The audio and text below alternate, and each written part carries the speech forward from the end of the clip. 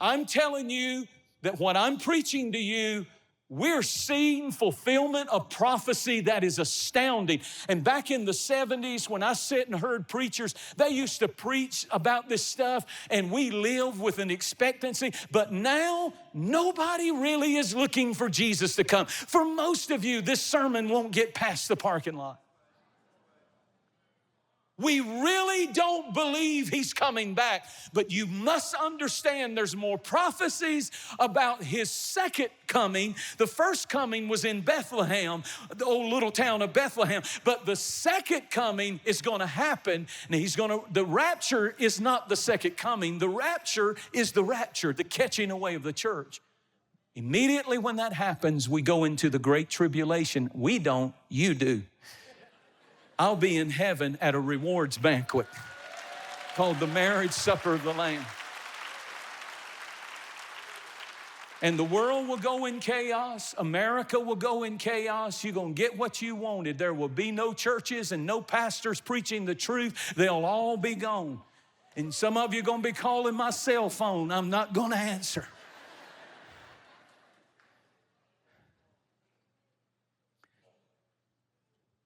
But imagine with me, that's when the Antichrist will step out.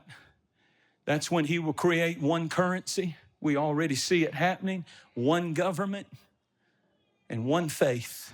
I believe it will be the Muslim faith that will be enforced on the world, just like what you're seeing. And if you're a Christian or if you're a Jew, you will be slaughtered or you will convert. And if you don't take the mark of the beast, it could be a chip. It will be some form of technology that never even existed when I heard preachers preach about this stuff.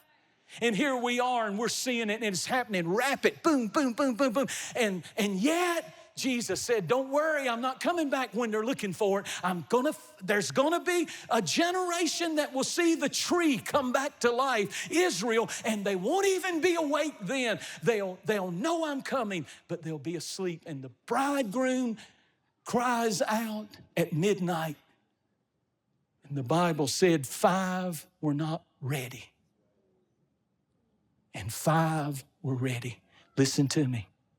The only reason Jesus told that parable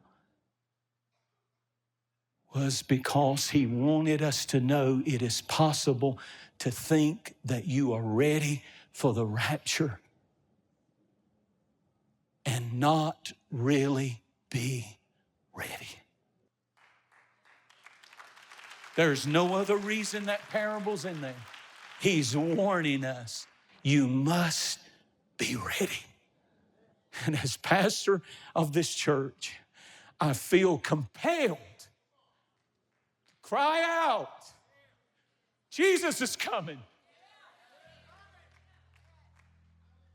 Nobody can fix the world. I'm not a negative preacher. I'm going to occupy and live, and we're going to be salt and light, and we're going to enjoy our lives and our families. You ought to go to college, and you ought to get a career, and you ought to do all of that, and you ought to get married, but you ought to have on the forefront of your heart, he's coming again. He's coming again, and we must be ready above all, above everything. We must be ready. Are you ready for the soon return of Jesus Christ? The rapture. Halfway through that tribulation, he's coming back on a white horse, and we're coming with him. And that's when he's going to annihilate the armies of the Antichrist in the valley of Megiddo, and then his feet will touch down, according to Zechariah chapter 14, on the Mount of Olives, and he's going to walk over to the city of Jerusalem and set up his kingdom and his millennial reign for 1,000 years. Clap your hands to the King of Kings.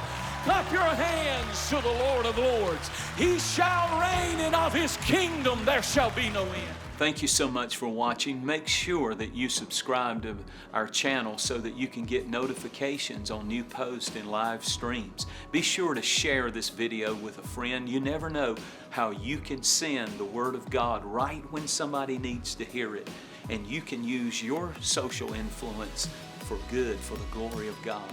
Thanks again. Share it with a friend, and I really appreciate you watching. We'll see you next time.